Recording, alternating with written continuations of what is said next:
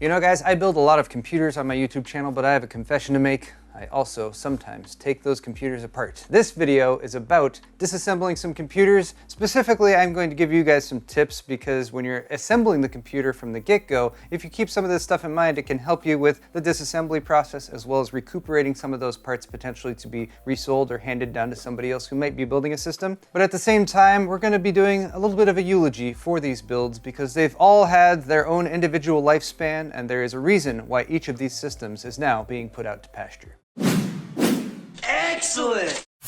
So to begin, where are all these systems actually from? The two on my left here, your right, are actually from last month's. They were monthly builds, put them together in July, and then I tested them at the beginning of August. There's the $1,000 system, which is there on the right. There's the $4,000 system, which is right here. The $1,000 system I actually upgraded with a 2080 Ti because we used it when we did the charity live stream a few weeks back. And then both systems, I did a testing video and compared them against each other in a head-to-head battle. The system over here on my right is actually a system that was my main workstation and editing system for quite some time before it was replaced by Riptide. So this one's a lot dustier inside, and that one's probably going to take the longest to get torn down and rehabilitated. That said, let's start with the big boy, the $4,000 system right here. So here we are with our first system to be decommissioned. This was a $4,000 system which was introduced to the world on July 14th, 2019. That video received over 400,000 views and a lot of people really liked the system, although it was very overkill with a selling price of about $3,850, which I rounded up to $4,000 because round numbers are easier to communicate to people. System highlights were the RTX 2080 Ti Lightning Edition from MSI, this really cool special edition Razer 011 Dynamic case from Lian Li, and a couple of those really cool Cooler Master Fan triple fan setups, which actually worked out quite well in this build. The cause of death, unfortunately,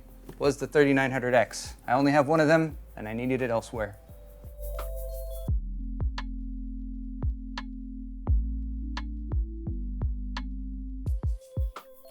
My first bit of advice here is a fairly simple thing, often overlooked, maybe not even that huge of a deal, but your expansion slot bracket covers are something that often go missing, especially after you remove a graphics card from a case. Here I had a triple slot graphics card, so I would have 3 gaps there if I hadn't set these aside to replace them after that graphics card was removed. A lot of the time, if you're just dealing with a 2-slot graphics card, you can just leave that open because if somebody does repurchase the case or reuse the case, chances are they are going to be installing a graphics card there as well. But if they're a stickler for having all the accessories or something like that, I recommend taking the little accessory box that came with the case and just sticking them in there and then putting this box in the case box, and more on that in just a minute. Or if you're like me, you just end up with a plastic baggie full of a bunch of extra random ones like this over the years, and just select a few from there that match with it and replace them. Although, I'll be honest, of course, most people don't have access to this.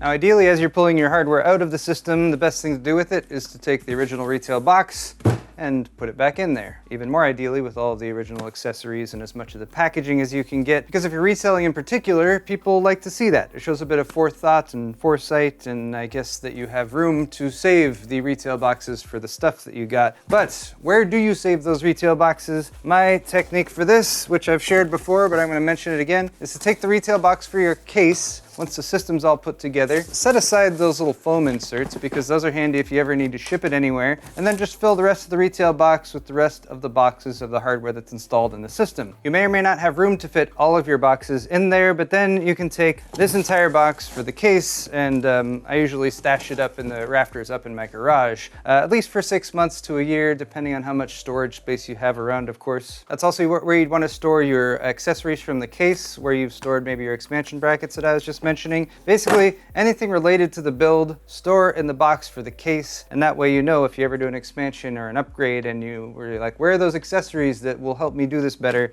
you know where they are. And maybe you got your retail boxes in there too.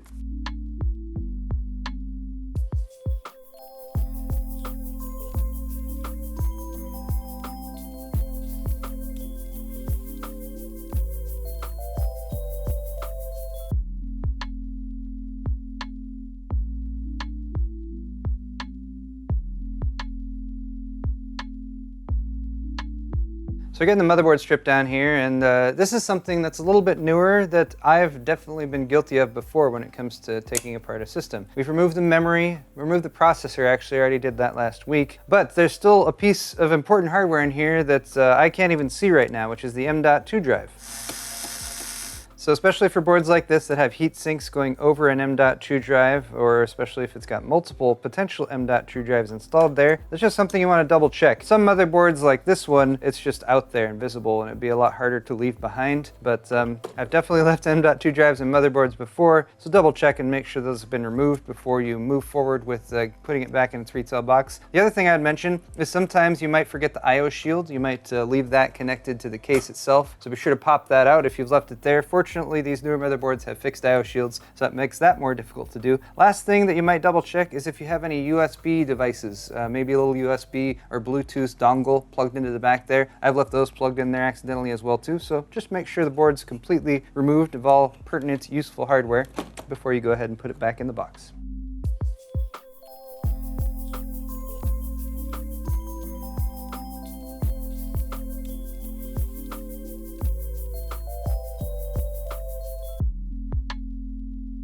Our next victim today was very young, so it's a little sad, but there is a silver lining. Only about a month old, this build was originally shared with you guys on July 29th, 2019. The video currently has 327,000 views and counting, and the build was based on the NZXT H510 Elite with a 3rd gen Ryzen 3600X processor and an AMD Radeon RX 5700 graphics card. That has since been swapped out for an RTX 2080 Ti, but the reason that this build must be taken apart and put to rest is because it is going to be resurrected. Some of the parts are going to be reused for another build that's coming at you very soon. I'm not going to share too many details on that right now, but let's just say it's for a very good cause.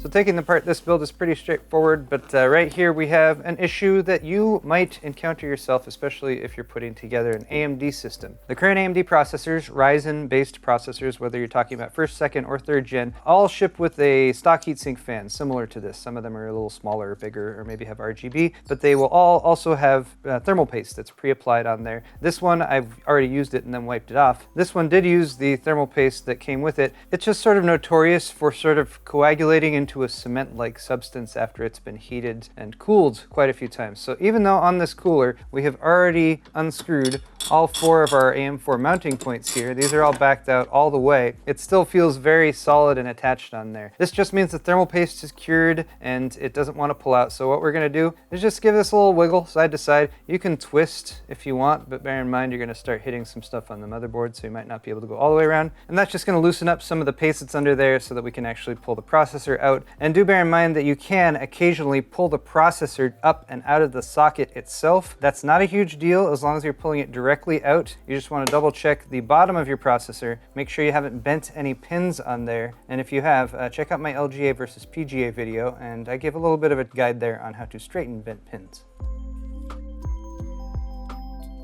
The third system that's giving up the ghost today is this one right here, and this one's actually been in use for a couple years. It was originally put together back at the beginning of July 2nd, 2017 was when the video went up, and this one was just called Accidental PC Build because I was cleaning up the garage, kind of in a similar way to what I'm doing today. Funny how history repeats itself. And I put this build together because at the time I was using Arctic Panther as my main workstation and editing rig, but I wanted to pull that out to do an update on it, and I needed a system to use in between. Enter this system, which worked great for me for a couple years. It's an X299 based system with an Asus motherboard and a 7900X processor, as well as a GTX 1080 Ti and this Be Quiet Silent Base 600 case. Sadly though, just as this system replaced Arctic Panther as my main workstation, this system has now been supplanted by Riptide, which is my current main workstation with its 24-core processor, 128 gigs of memory, and crazy overbuilt water cooling loop, as well as a secondary system in the bottom that is a 32TB NAS. Check out my build series on that if you didn't watch it. It's probably the coolest system I've ever put together. That said, I've finally confirmed that I've transferred everything off of this system that I will ever possibly need, so it is time to break it down. I know at the very least I'm going going to be reclaiming the 1.2 terabyte SSD that's in here, the Intel 750 series. But I think beyond that, we might repurpose this case as well for another build coming up in the future, but more on that in the future.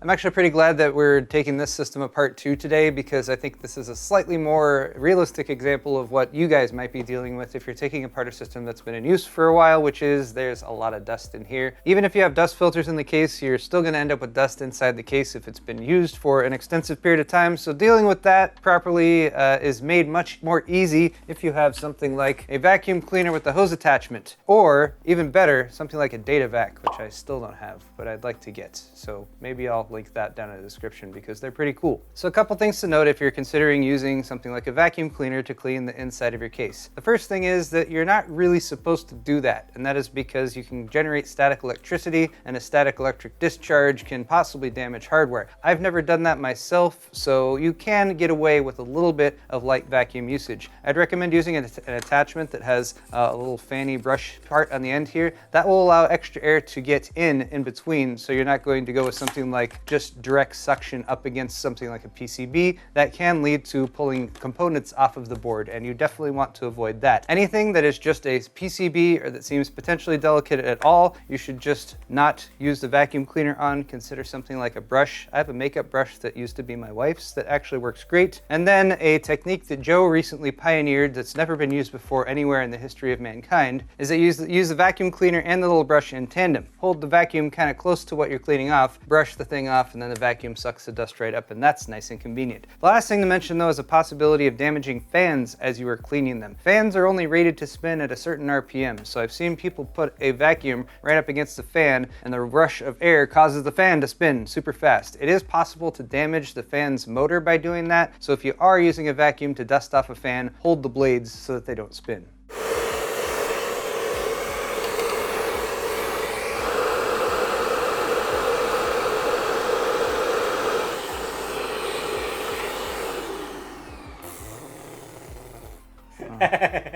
What happened, Paul? Well, we tripped a circuit breaker.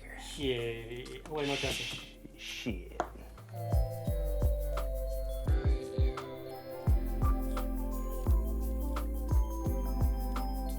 Can you tell which side of this dust filter the power supply was pulling air through? Hi.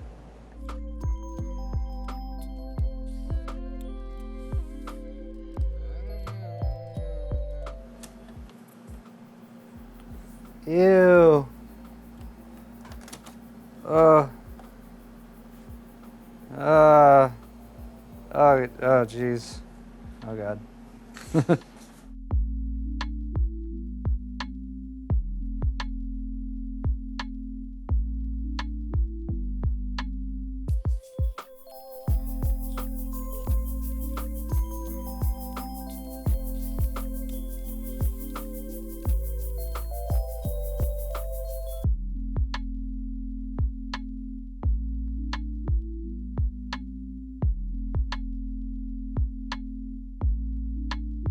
This system has now been gutted as well, and we're down to just the case itself. And we've been talking about possibly handing this case over to Joe, because he could definitely use an update for his main editing system as well. And this is a very good case, just needs maybe a little bit more cleaning of the fans. In the meantime, today I have not only done a lot of cleanup in my garage area, which is one of my ulterior motives for this video, but I've also reclaimed a lot of hardware, and in many cases it's useful hardware that I'm going to start using immediately. For instance, I had a couple 4 terabytes WD black mechanical hard drives in this build. This data has all been backed up and is stored elsewhere, but that means I can reformat these and start using them as secondary backup drives. And then this guy right here, my 750 series Intel SSD, 1.2 terabytes, which is a good size for an SSD still, even though this one's a couple years old. So I'm gonna find a good home for this one too.